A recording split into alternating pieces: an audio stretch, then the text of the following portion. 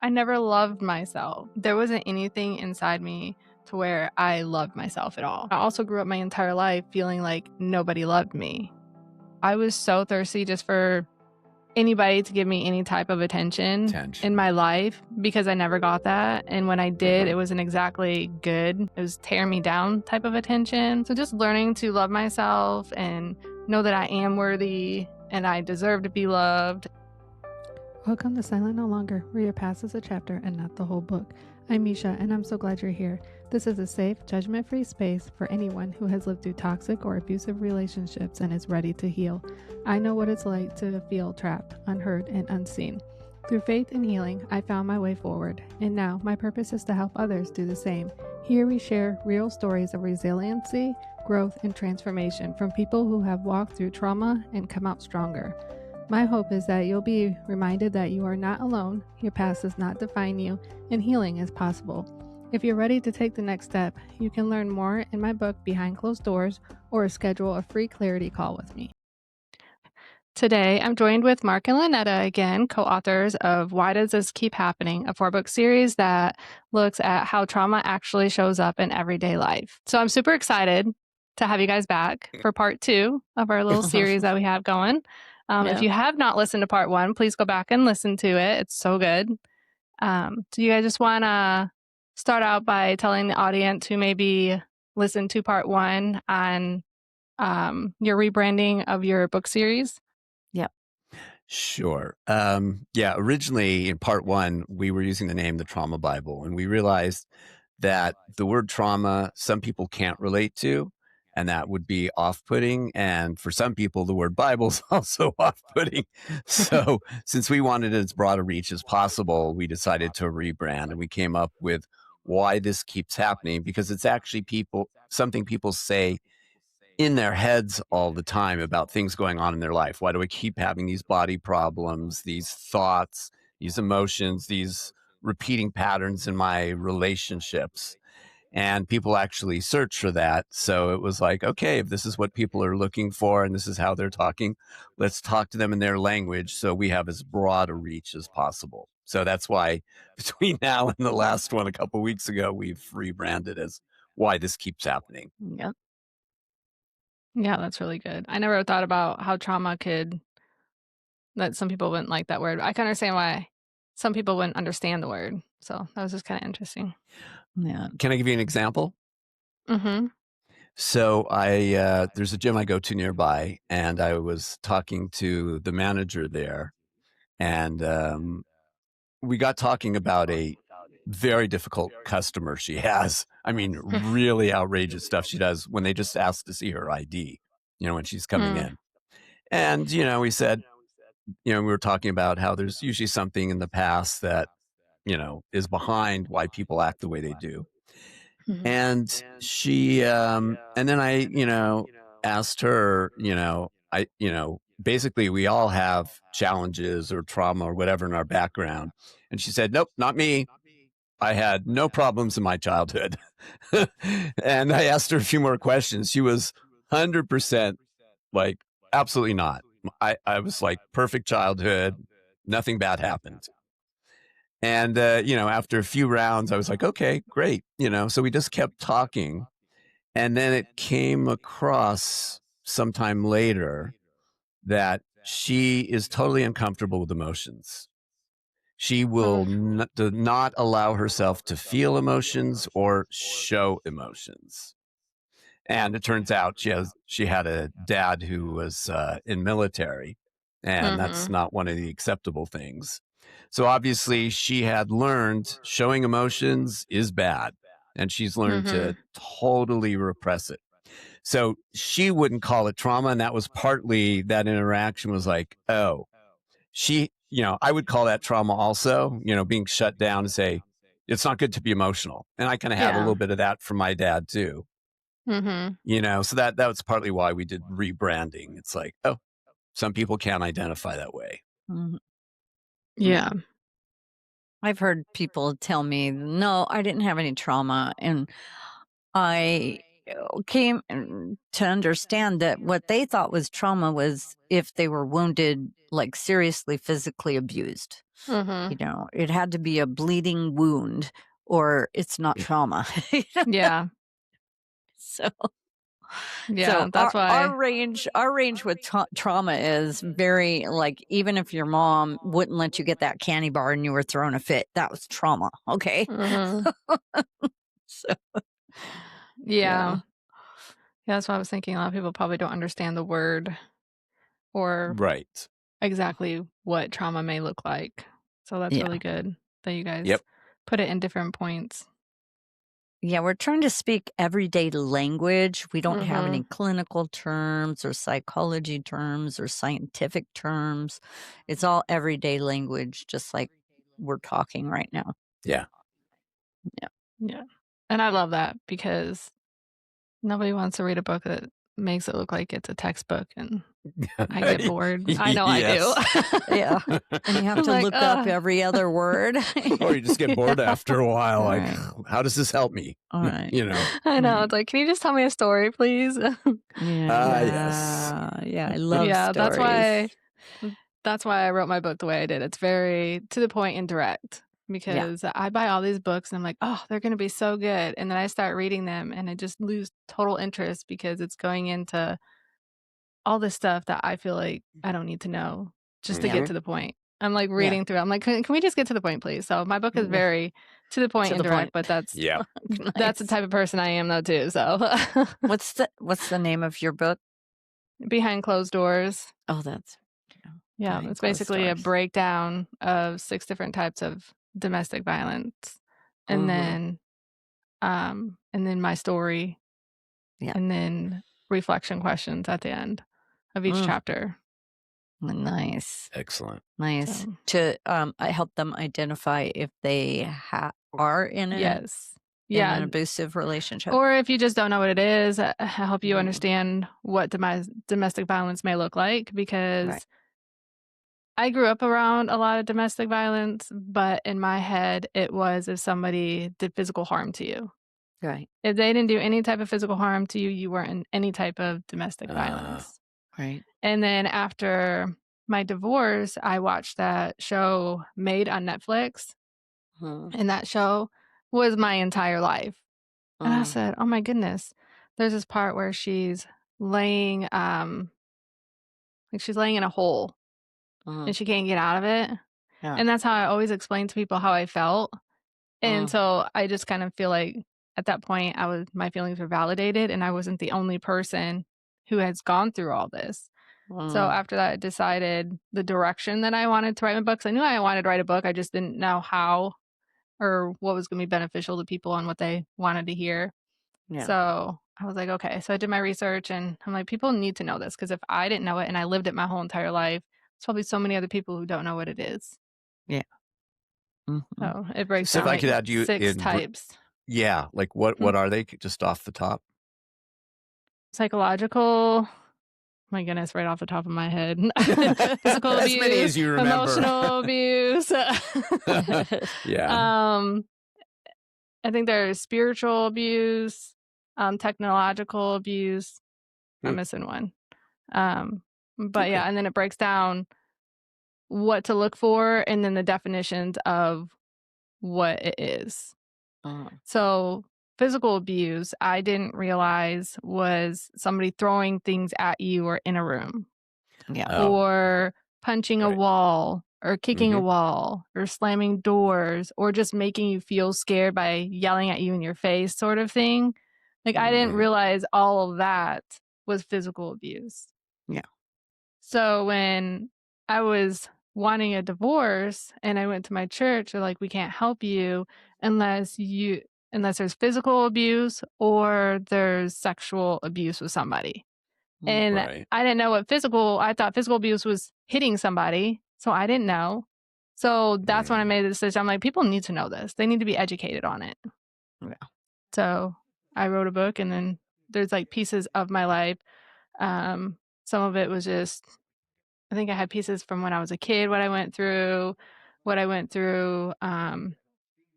Like with my mom and I, we had a rough relationship. and then the kids' dad, and then my ex-husband. So I just put like little snips of my relationship in the book to give examples of my real Mhm. life story. And then at the end is my story of where I am now. Of course, it's a lot different now, even though it's only been a few months, but lots changed Oh, in life since then. mhm. Mm-hmm. Yeah. So, yeah. I know you very quickly got your book and a podcast, and you just dove right in, and you're like, Yeah, I'm spreading these seeds. that's what Yeah. everybody said. They're like, "Dang, you've done so much." And I was just so focused, "Okay, I got this part down. Okay, let's move to the next thing. I get this down. Let's move to the next thing," you know? Hmm. But I don't know if it was, um that's just kind of how I coped with trauma my entire life. Mm, I would distract myself by, like, diving into something. right. So, I don't know if it was just part of the healing problem where I was just diving into something and I wanted to do it, because Hmm. now Uh, I'm still focused, but it's in a different way. Hmm. It's not so Hmm. much of like, "Let's get this done. Okay, now let's do this. Alright, now let's get this done," you know? Hmm. But, Awesome. yeah. But, yeah, I definitely have done a lot in a short amount of time. And at first, Yeah. I didn't really think anything of it. It was just get one thing finished and move on to the next. Hmm. And now I'm to the part where I've learned, like, "Oh, wow, these are accomplishments." So now it's Yeah. like, "Wow, I wrote a Mm. book. That's pretty exciting." Yeah. And I published that, I think, in August, and I'm just now starting to reflect on the fact that I wrote a book and published it, and people are actually buying it. Yeah. So, I mean, Yeah. Yeah, the yeah. acknowledgement part is something that you probably never got. So it's a new Mm-mm. muscle for you to acknowledge, wow, I did this thing. Yeah. Mhm. Yeah, I'm just starting to be like, "Wow, I'm so proud of myself. Look at I did this. That's really Yeah. exciting." Yeah. And Yeah. and I have some friends who tell me every day, "I'm so proud of you. I'm so proud of you." And I never heard that. So, Yeah. and so uh, it's really good to hear, even though Mhm. sometimes I don't make a big deal out of it because, I'm just not that person to make a big deal out of it. But inside, I'm like, wow, I am proud of myself. Like, this is really cool. I did do this, didn't I? Yeah. Yeah. Mm, That's good medicine to acknowledge your movement, mhm. and what you are on a course to help people, and to acknowledge that is what creates fulfillment, you Yeah. know? mm. Yeah. What's your biggest internal accomplishment Mm. My biggest so far? internal? Yeah, if, Mm, doing a podcast, writing a book is external. What about okay. more internal to you, what you've been dealing with? What's your biggest accomplishment you would say so far? Um, I would have to say loving myself. Uh-huh. Say more. You guys always ask me these questions, and it's like, I never really thought about this before. So Perfect. I Good. always have to Okay, sit folks, here everybody and listening, this is unscripted. Here it is. it really is. I'm always like, wow, I really have to think about what I'm going to say because I have to Mhm. process what I'm going to say. Yeah. Um, so I never loved myself. I guess I don't want to say I hated myself, but there wasn't anything inside me to where I loved myself at all. But I also grew up my entire life feeling like nobody loved me. So I don't Correct. know if that's it. But loving myself um and that I'm worthy. I had no standards for myself at all. Mhm. I mean, none at all. I was so thirsty just for anybody to give me any type of attention in Tension. my life because I never got that. And when I did, it Mhm. wasn't exactly good. It was tear me down type of attention. So Mhm. just learning to love myself and know that I am worthy and I deserve to be loved, and I guess all of that is I've noticed a big difference in myself since I started believing all of that. Mhm. So, would it be correct to say not being loved led you to believe that you weren't lovable Mhm. I and that still struggle with that. Mm. that you're not lovable? Mhm. Yeah. I've come a long ways in it, but I have noticed that it still creeps in. I don't People always talk now highly of me, and I'm not used to that, and I don't wanna say that in, like, a conceited way, but just uplifting me and, positive things, Uh-huh. and I'm not used to that, and I'm just like, "Yeah, I'm sure it's true, but is that really what you think?" sort of thing. So you don't think they're telling their truth? I feel like they're telling me the truth, I just don't really sometimes, I guess I don't know why they think that. Mm. Do you ask them? Let Okay, so let me give you an example. Yeah. When I was going through this whole process, I have obviously have new people in my life, because I didn't really have people before, so I've met new people, and I have Mhm. a new support system. And during this whole thing, they're like, "Oh my goodness, Misha, you're so great, and you know, you've helped me so much, and you've grown so much," and just all of these positive things and all this stuff that I do for them because of what I'm helping them with. And to me, I'm just like, I'm just being me. It's just who I am. What did I say? It was really hard for me to say, "Hey, thanks. Yeah, I did do that for you." Like, I didn't Mm. recognize it. And Right. they all noticed that when I was going through my healing, and they're like, "Misha, I don't think you realize how great of a person you are and how many people you're going to help, and just where God is taking you." And they could see the whole vision, and they could see everything in me, but I was just still over here like, I'm just doing what I'm supposed to be doing because that's what you do in life, you just go to one thing to the Mhm. next. And so to me, it's still difficult for me to think that people think positive things. Okay. Um, I'm gonna give you a compliment, and I Okay. want you to tune in to how it lands with you. So Yes, let's don't do don't that. respond, just feel into it. Mhm. I just Deal? have to acknowledge your face just turned bright red. Like Just because I bright don't do red. compliments, I'm like, "Oh gosh, a Oh, no, compliment, don't well, go this is there." this is why we do this. Everything reveals something, and for Yeah. all of us who are on our paths to grow, this is one of the Uh-huh. ways to do it. Yeah. Is just notice what's going on as you go through your daily life. Okay. So, I'd like to acknowledge your courage because you came from a very challenging background where you truly were not loved and you had no idea what love was. And maybe at best you thought, well, I can get a little attention. And if I get a little attention, that's at least something, even if it's bad attention. At least maybe that's a tiny bit better than being ignored. So you had no real love. You had attention, a lot of which could be negative, and no context for love. Is that accurate so far? Yeah. Okay. Mhm. How do you feel with me saying that? Any feelings come up? Any thoughts coming up so far? And we're not done with you. Oh, I don't know why you would say courage. That's what came to mind. Oh. Oh, okay. Would you like me to explain? Actually, Yes. why don't you ask me? Why do you think I'm courageous? Go ahead. Yeah. Why do you think I'm courageous? Because you're not the first person who said that to me, actually. Great. Mhm. I'm glad you asked.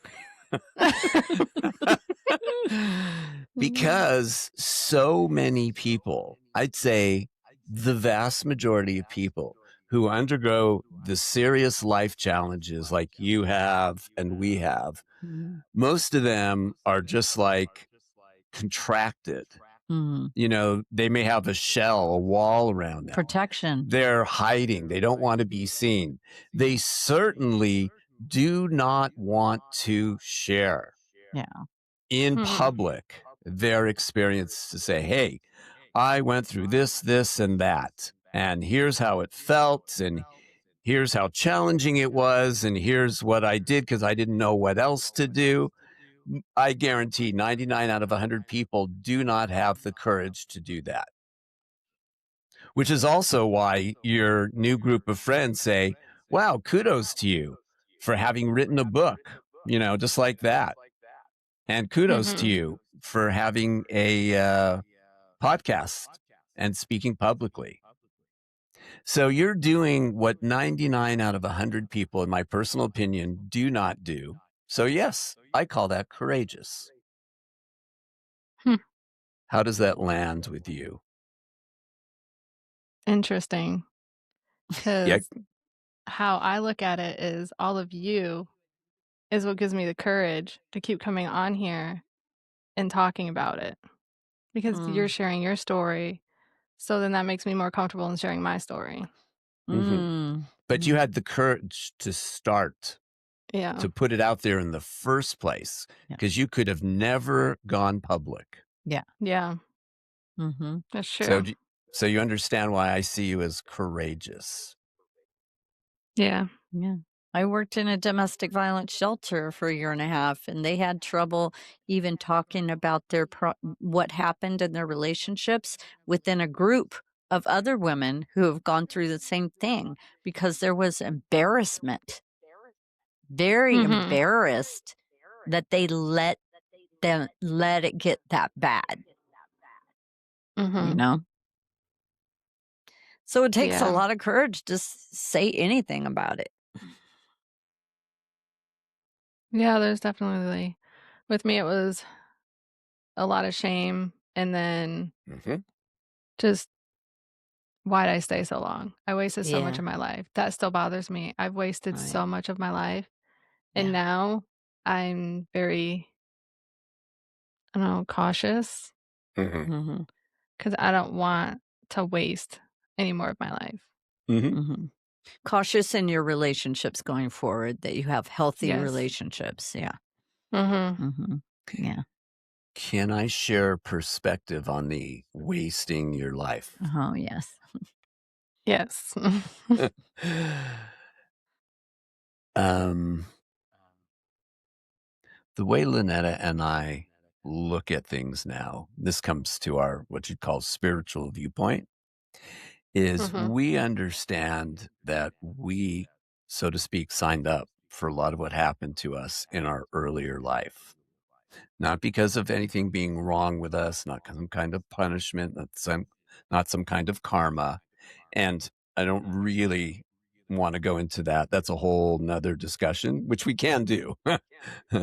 But I Mm. think on a certain level, at least some of it was intentionally created. And I think part of the purpose is for all three of us here, we want to help others. And it's like Mhm. Lynetta shared, I think on the previous interview we did together, that when she started going to therapy in your teens. Yeah, in my teens, I would ask my therapist, "What have you been through? Is this just book knowledge for you, or have you actually experienced it?" So I think I went on in life and went ahead and experienced all of it so that I could speak to anybody about whatever challenges that they're having, because I With could the speak authority. with authority from having personal experience. I didn't go to school. I started off going to psychology when I first was going to college, but it was so complicated. I was like, I can't I can't do this. So I just decided to live it instead of having to learn it. Mhm. Yeah. S- I went to school for psychology too, and I think that was a whole God thing. Yeah. Because I started out with surg tech and I was in a bad car accident, so I lost my Mm, schooling and my job and everything, and then years later, I wanted to go back to school, and I didn't know what to go to school because I didn't have a plan B, and I mhm. just prayed about it, and he's like, "For counseling," so I went to that, and I couldn't do, therapy with a Mhm. bachelor's by the time I graduated because it took me so long, and Yeah. then so I got into social work, and that's where I landed was, in a mental health aspect, and my Oh, job was to listen to people, same talk here. about what's going on in their life all day, and yeah, they all really liked it because a lot of their stories I could resonate with, so Yeah. Mhm, they felt comfortable actually talking to me about they're mhm, like, "I'd rather talk to you than go to a therapist." mhm, So, yeah, Yes. mhm, it's important to talk about your stories and what you've been through, especially, mhm. somebody Yep. needs to know that you understand where they're coming from so I don't feel alone. Yeah. Mhm. So, what if your earlier life was gathering understanding, gathering Mhm. experiences, so you could be the person you are now and help people the way you Mhm. are? And you didn't Yeah. waste any time. You needed to be in it, including being in it to the point that you said, "Oh my God, I'm ashamed it took so long to get out." That's part of Mhm. this whole creation. Maybe you needed to experience that so you can say, "Hey, Yeah. I know this. I know that Yeah. shame Your PhD is direct experience. in life." Yeah. Yeah, that's Mhm. really good. And I've thought about that, but just not in that way. So, Yeah. thanks for Mhm. sharing that. Yeah, some people went to college. You experienced it in your way. Yeah. Mhm. I'd rather see you if I were in a relationship, abusive relationship. I'd rather talk to you than somebody with a PhD in it Who doesn't have who any who's Mhm. experience? never had that experience themselves. Mhm. Yeah, because a lot of people who've never ever actually experienced it just don't understand, 1, why they keep going back, and Mhm. 2, why you don't leave. Yeah, yeah. So No, and most of them don't leave. They mhm. don't, or they go back. They go back like 10 times before they'll finally leave. You know, and I know it used to be hard for me to leave a abusive relationship. I would go back 4 or 5 times, but before I Mhm. finally would go, and I didn't think I had been in a domestic violence situation, but when you described it the way you did, I was like, well, when I got in front of my husband while he was watching TV and I said, "You love this TV more than me," and he hit the wall and actually broke his arm and had to go to the hospital and then came home and said, "Next time it'll be your face." That's Oh, yeah. abuse. Yeah. Mhm. Yeah. Yep. Yeah. But I did leave the minute he said that. I left. I was like, "Oh, no, we're not doing that." I That's good. actually had sense enough not to get hit, you know? Yeah. I'm Yeah. surprised that he warned you. I wonder how many actually warn and how many don't. Yeah. I don't know. Hmm, Mm. I don't know about that, but hmm. yeah, I actually had another boyfriend that said, "If you're seeing somebody else," he suspected I was maybe seeing somebody, and he said, "I will kill you and him." And I left the next day. I was like, "Oh god, I'm gone." The minute just making a threat is enough reason Yeah. to go, you know? Yeah. That's scary. So, yeah, it is. I mean, if I've it makes you scared inside, that's a sign. Like, I don't care if he did it or not. If you're scared inside and you feel like your Mhm. life could be threatened, then that's enough, you know? Yeah, I grew up around them side those types of, relationships when I was younger with my mom.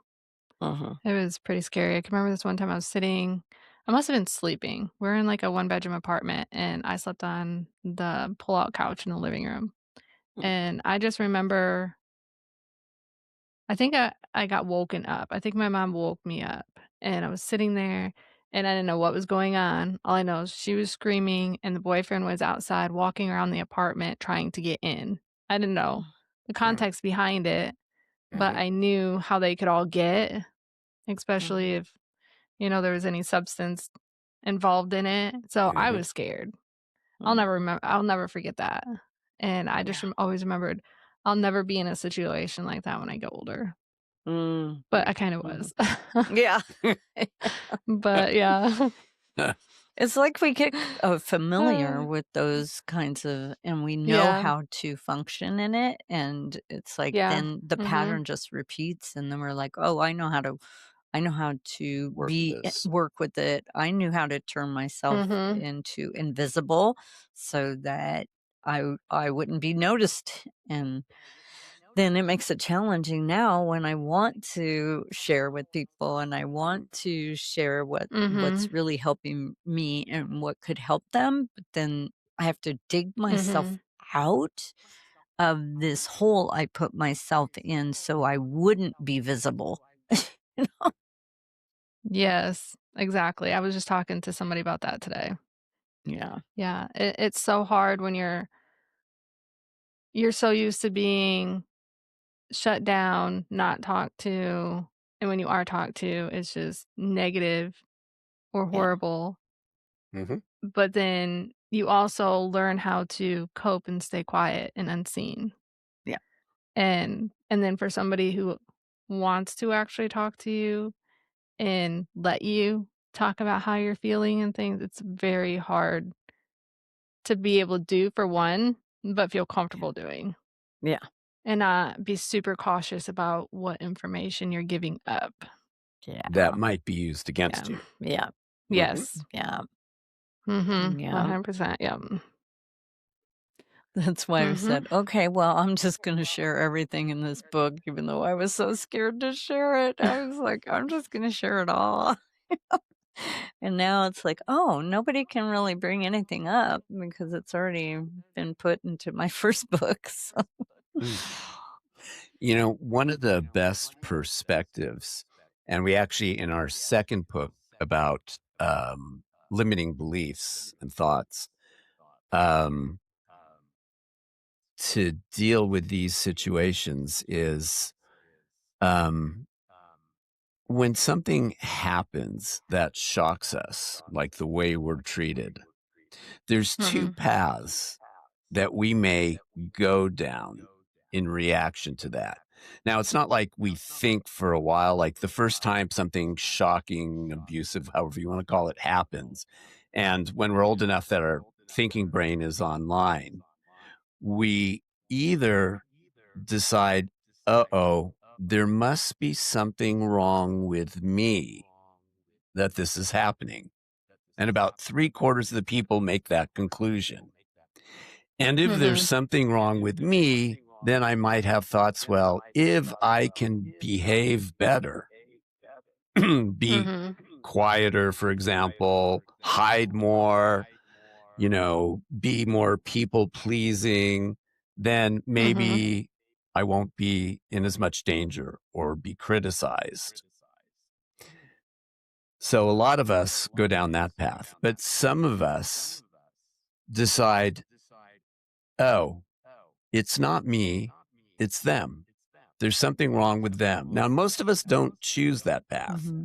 but we have a few friends of ours Hmm. who did. And my sister, she's like, you guys are all whacked. You know? Yeah, some people just say, I just knew when I was young that my mom was whacked.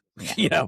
A young kid. He just Mhm. like had this realization. It wasn't about him, it was about Her. her. Mhm. Now, for those of us who didn't have that realization and we're still kind of struggling with the whole, there's got to be something wrong with me. And this is where the whole shame thing comes from. Mhm. Mhm. It's like, yeah, it's me, which is why all this stuff happens.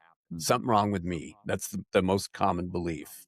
Mhm. One thing that helps is to look at, especially if there were other siblings in the family, and see how else were other kids treated. Like my dad could get violent. Now, I was the oldest and the only boy, so I may have gotten the brunt of it, but my sisters also experienced some of it. So, on a certain level, you get it wasn't particular to you. Like Mhm. they would have treated any child the same way, and they did. And with some people that we've coached, we'll even say, there could have been 100 other kids instead of you that would be their son or daughter, and they would have been exactly the same way. Mhm. So it's That it not was personal really to you. about them It's about them. and not about Right. us. Right. So we've found that to be helpful both for ourselves and with other people we've shared it with. And I'm compassionate with my little girl who chose to believe it was about her, because that way, if it's about me, then I can do something. If it's about them, I'm just stuck with it. Yeah. So I can kind of see the brilliance, of that way of coming to a conclusion as a child of, well, if there's got to be something I can do about this. And if it's something wrong with me, there's something I can find. Even when I left home, I was looking for something some healing that I could bring home to my mom and share it with her and help her. So it was always in the mode of trying to be her therapist or her healer and find something that would really help her. And to this day, there's basically nothing that she will even consider that I bring to her. So then it has to be for me, which has been a struggle too, is like, oh, let me just do this for me so I can have the best life. It's always been, well, how can Mhm. I help? How can I help others? How can I help? But it's that Mhm. on the airplane when they tell you to put on your own oxygen mask first and then you can Yeah. help others. It's like, oh, okay. So I need to have enough self love to say, no, I'm going to do this for Lynetta. Lynetta is very precious to me and I want to do this for her. That's where inner Mhm. child work really comes in because you can treat that little girl inside that always wanted a mother to show up. And I realized I am the mother that can show up in the best way for my little girl because I know exactly what she wants. Yeah. Okay, so can we talk a little bit about this because I'm super fascinated by it? Yeah. Please. Like the inner child healing. Yeah. Mm, So you just said that you know what your inner child wants, so you know Yeah. how to help her heal. Okay, so Yeah. what if you don't? Oh. Oh. Well, that is then the first step would be to do like I've done guided meditations that take me inward to find out where she is because I would say she's hiding somewhere and she Mhm. doesn't completely trust you when you first start because you've been suppressing and not listening. She hides, that part of that younger self hides. And first time I found my little girl, she was way down in a dungeon, locked behind bars, and she was like in a corner shaking. And I was like, oh, and I didn't come in at first because I could tell she was scared of me.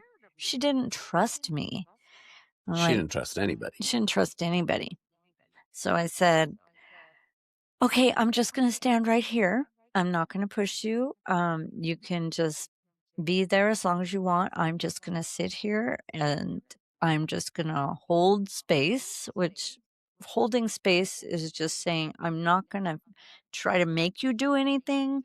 And I'm going to just allow you all the time in the world you need to feel safe.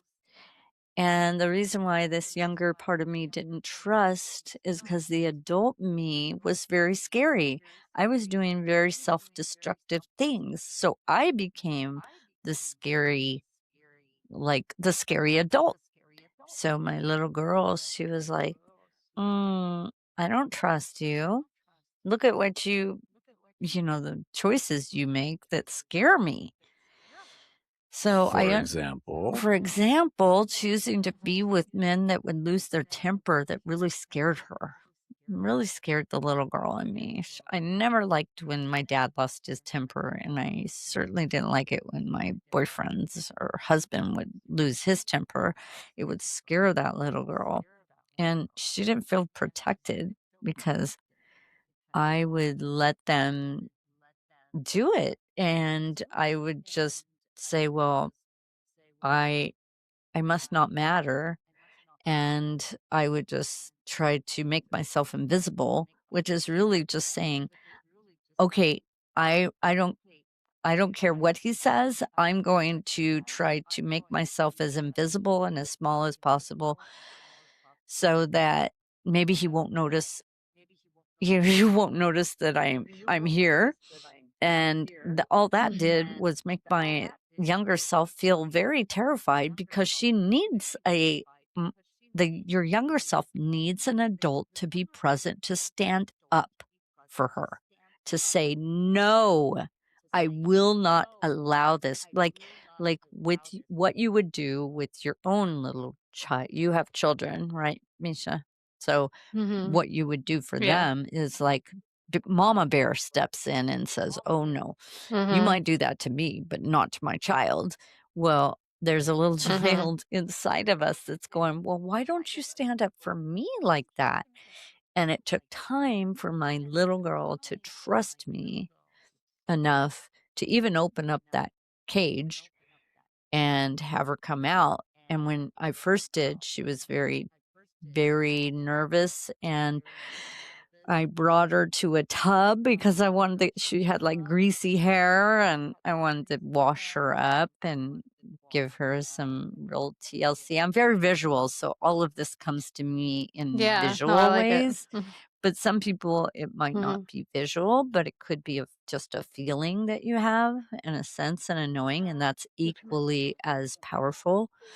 But I would first see, visually what was going on with her, and then I put her in a tub, and it took time after time of showing up and showing up and showing up consistently and not being in abusive relationships, because you're trying to do this work if you're still not safe is not safe for your little girl. So don't start your inner child work Mhm. while you're still in an abusive relationship. She needs to stay hidden. She needs to protect herself. So you just let her do that until you get yourself out of the abusive relationship. Then you can start addressing your little girl. And it's okay if she doesn't show up right away. She might not because she doesn't trust you. So just keep showing up and showing up, and there's lots of guided meditations through YouTube that you can listen to that'll guide you how to meet with her for the first time. And oh, I know somebody who that's the main work she does, Rachel Hope. And she does amazing inner child work. And she has a whole workbook she sends you for free that you can go through. And doing one session with her, I was very impressed with how deeply I was able to get in touch with her even more than I already have. It does help having guidance, somebody guiding you through it. And I'd never had somebody do it. I just listened to the meditations, or just maybe read a inner child workbook, and I did it myself. But having Rachel help me, it was really awesome. So if anybody wants to, you can find her on Facebook, or yeah, Rachel Hope. Yeah. Okay, so I have some questions. Yeah. Is so when I was a teenager, I was sexually molested and raped and believed that sexual contact was love. Uh, So when I got married, he was addicted to porn and never wanted to touch me. So right. I struggled with my husband doesn't love me. Yeah. So at the end of our marriage, I had to make the decision to start healing myself. Mhm. Now, would you consider inner child healing comes in different phases of like age? Because going Mhm. back and Yeah. healing that part of your teenager and Mhm. helping myself understand that that wasn't love, Yeah. and then Yeah. letting God show me what love was, and then that Mhm. healed that part of me. Is that kind of like Yeah. healing your inner child just in a different age than a little child? Yeah, it can Yes. be more helpful to do either way. For some, it will be helpful to have the older you, like, say you work with the younger you in your 20s. Like, I'm 60, so Mhm. maybe work with my 20-year-old. And then me and my 20-year-old can go back and talk to my teenage self. So I got Hmm. me now, my 60-year-old self, and my 20-year-old coming to my teenager, and we can both, like, connect with the teen. Some people like to connect first with the youngest self whenever you can remember. Like 5 years old is about where my memories start. So if I were to go to my youngest self, it would be 5 years old. And then I think I started with me at about 7 years old is where I started. So you just try different ways. See if it helps for you to just go to your teen first, and then see if it's easier for you to start with your 5 year old, because we have different ages and stages. And I think the ages that are real pivotal are 5 years. For me, it was 5 years old, like 12 and 13, and then again in 15 years old. So going back to those ages are really helpful. Yeah.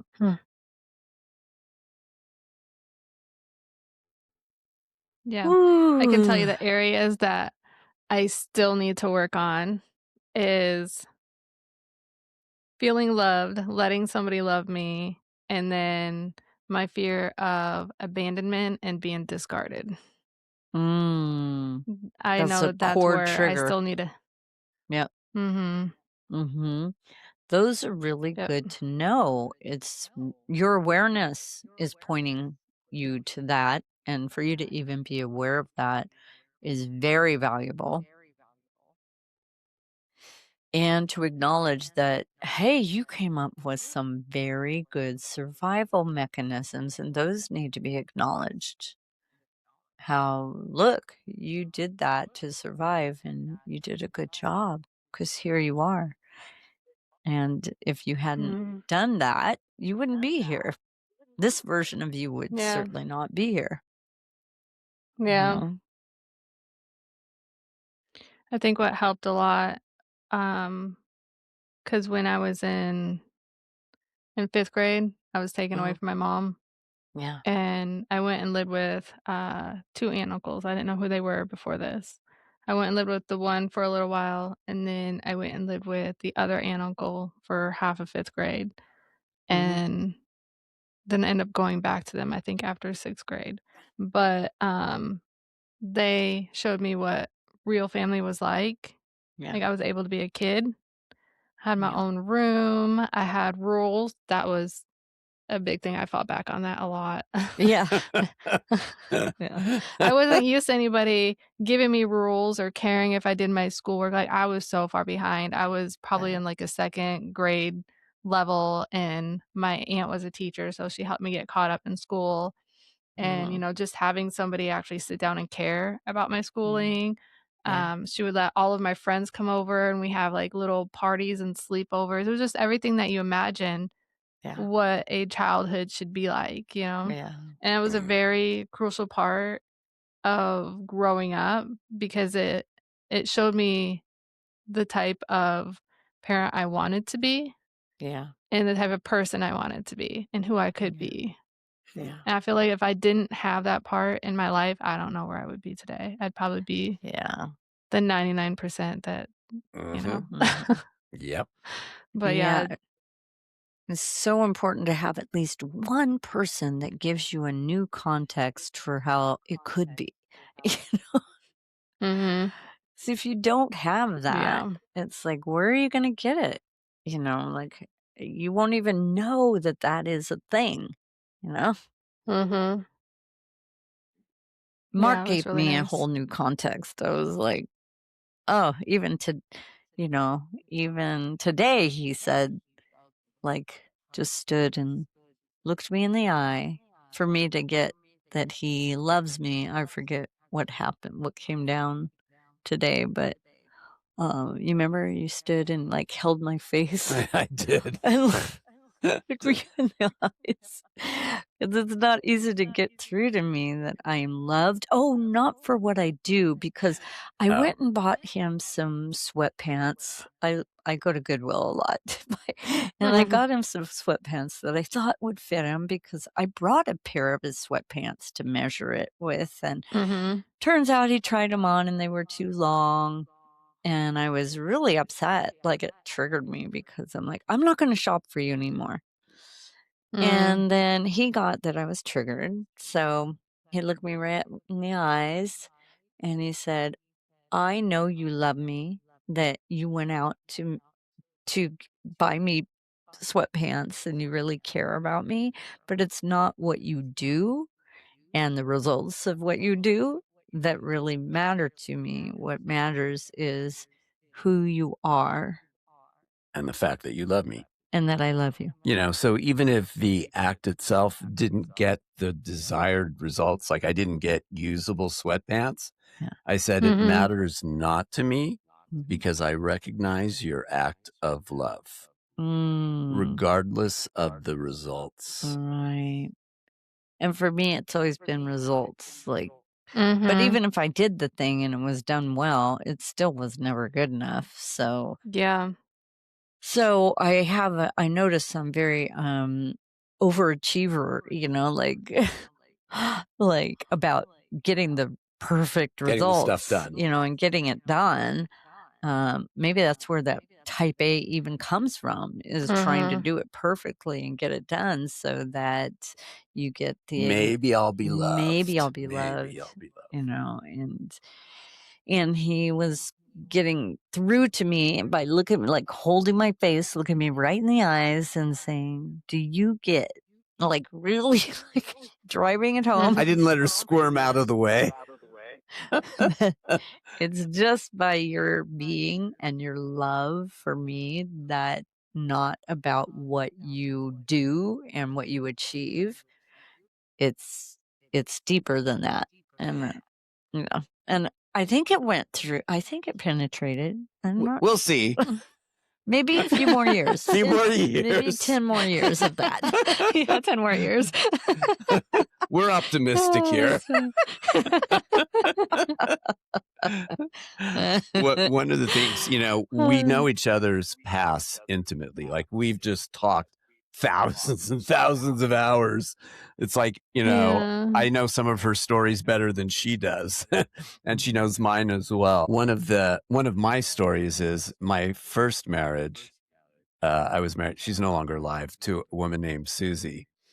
And she became like a bona fide hoarder, like the kind you see on the TV shows. She had some other Mhm. qualities also. And Lynetta, for years, would be running this story that she needed to prove to me that she wasn't a Susie. Now, it came Mm. out a few times, but it turned out it was operating in the background a lot. Yeah. So she would do certain things because it's like, I've got to show Mark I'm not a Susie, you know, and there were other attributes also. Mhm. And I told Lynetta after the first week we were together, I was 100% convinced she was not a Susie. Like that was done for me forever. But for about 10 years, Lynetta has still had this in the back of her head that she's got to prove to me that she's not. Yeah. And I Mm. think I'm getting the memo now. I'm a tough, what Mark calls a tough cookie. We joke we're both tough He's a tough cookies. cookie too. Our old stories are still kicking around. Doesn't matter how old, we're in our 60s now. Still there. And I think that's another part of writing the book, is it actually helps us even heal more for us Mhm. to write it and to help other people with it, Mhm. because it imprints even deeper as we're sharing it. Yeah. And we Yeah, 'cause understand ourselves better. Yeah. Yeah, I read my book so many times after I wrote it. Yeah. I had to. Like, Yeah. people were coming out of the woodwork like, "What'd you write about? What'd you write? What'd you say about me?" And I didn't know what was in the book because I let God finish it because I couldn't finish writing it. Literally could not do it. And so, I don't know, I read it a lot, and I still don't know what's in it. I'd have to go back and be like, "Oh, wow, I put that in there." People Well, ask me I all the time, know. "What's in there?" I was like, "I don't know my story. Which story is it?" I couldn't tell you, but yeah, so Yeah. and then doing the Mark gets podcast really helps questions. too. Mark gets questions like that where I'm like, where did you come up with that question? I don't know. I can't even tell you what the question was. They just like It pop just- into my head. Yeah. Yeah. So it sounds to me like you're just being an open vessel and it's just that information is just coming through, right? Mm-hmm. Yeah. Yep. And it's some of the most, I mean, when I'm working with somebody too, it's like, wow, I can feel it's working, there's a higher power working through me that it's like, wow, I wish I could just live in this space all the time. It feels so good Mm-hmm. when you're helping Yeah. people. Mm-hmm. Mhm. I love it Yeah. when he just takes over and starts talking. Sometimes that happens on the podcast, and I'll go back and listen. I'm like, Yeah. wow, we did talk about that, didn't we? Because it was just like flowing out. I don't even know where it came from. Yeah. Awesome. But I love your guys' story, how you let her know that is the thought of, like her wanting to buy you the pants, and that you see the love that she's giving you in her way. Yeah, I really pray that somebody's like that with me, because I feel like I do things for people or say things for them to help them, and you wonder if they see like how much you care about them, or, whatever it may be in a relationship, that you're doing it because you love them. But never having somebody say, "Thank you so much. I thought," or, the thought that you did this, I know that you love me, Yeah. instead of like Wait, tearing you down. they're not So, saying that to you yet? I mean,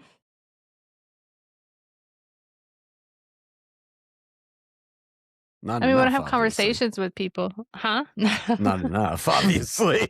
You have to really think that hard. Well, I was trying to think of like an example or like a time or context with my friends. When they come to me and they talk to me about things, they tell me how much they appreciate it. But I just mean like in a context of a relationship. I haven't been in a relationship since my divorce, so I wouldn't know. But that's what I hope for, that they would really make sure that I know that they know that I love them. Because, you just kind of wonder, does the person know, or do they even love you back? Like, I want to know, and not just by saying I love you. Somebody can't say I love you to me, Yeah. because those words don't mean anything to me. Yeah. Yeah. So I'm glad you're bringing it up. So how will you know if somebody loves you? That's a good question. um, Mm. that's a tricky one, because if you think about it, when I was a kid, I thought sexual contact was love. So, I mean, yes, that's a form of showing you that they love you. Can be. Yes. Doesn't But necessarily. of how I've experienced in my life, I don't know if I would believe that that's, "Hey, I'm doing this because I love you."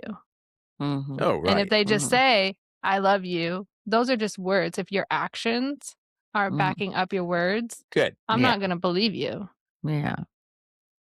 If your actions aren't. If they're not backing it up. Right. So Yeah. so the follow-up is, what actions say to you, this is love? I would want to say, I would want to know that somebody's paying attention. Like, if I'm Paying talking to attention you to you. about something Mm-hmm. and you pick up on things that I'm saying, because I won't ask for help. I won't ask anybody to do anything for me. Yet. I'll talk about it, and then if somebody hears, "Oh, she's saying that she needs help in this area," I'm gonna go do that for her. That right there will show me that you love me, because you listened.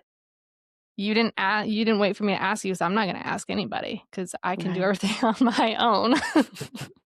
Probably not a good trait. I'm still there. I can do it on my own.